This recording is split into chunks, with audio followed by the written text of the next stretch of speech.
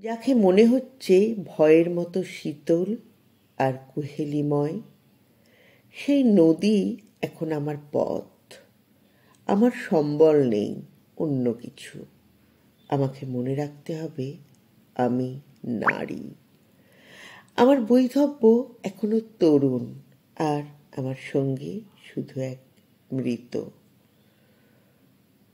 যার শরীর একটু আগেও আমাকে বিদ্ধ করেছিল তীব্র অশ্লেষে। এখন সে বিনষ্ট, যেমন বিনষ্ট আমার জনপদ। এখন আর মনে নেই কি ছিল যাত্রালগ্নে, মনে নেই রোদ বৃষ্টির সংবাদ। কেবল আচ্ছন্ন স্বপ্নে ফিরে আসে প্রিয় মানুষেরা। কতবার রাত্রি নামল, স্রোত হয়ে উঠল কুটিল, লোভী পুরুষেরা বাড়াতে চাইল নখ। কতবার সূর্য উঠল অর্জুন গাছের আড়াল থেকে, শূন্য দিগন্ত থেকে ধারালো ঠোঁটে শ্রোণেরা ছিঁড়তে চাইল সব দেহ। আমার সখা, আমার ভূমি। আর এখন তোমাদের সামনে আমি।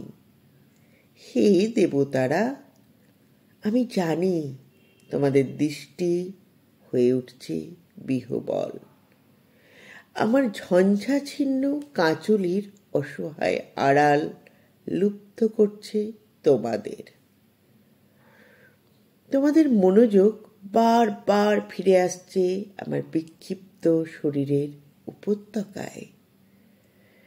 তোমাদের কামনাকে প্রত্যাখ্যান করার শক্তি নেই আমার, কেননা তোমরা বহু পূজিত দেবতা, আমার ভাগ্য বিধাতা। কেননা যে হতে পারত আমার পরিত্রাণ, আমার আশ্রয়, আমার সেই স্বদেশ, এখন সব মাত্র।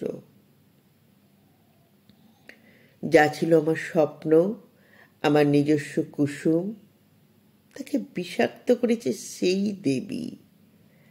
আর হায় তোমাদের স্বজন, বারবার শক্তির আস্ফালনে অপ্রাপণীয়কে ছিনিয়ে নেয়ার যে কুটিল ইতিহাস তোমাদের সৃষ্টি, মনসা শুধু শুরু করেছিল তার নতুন অধ্যায়। অভিযোগ নেই, স্বধর্ম থেকে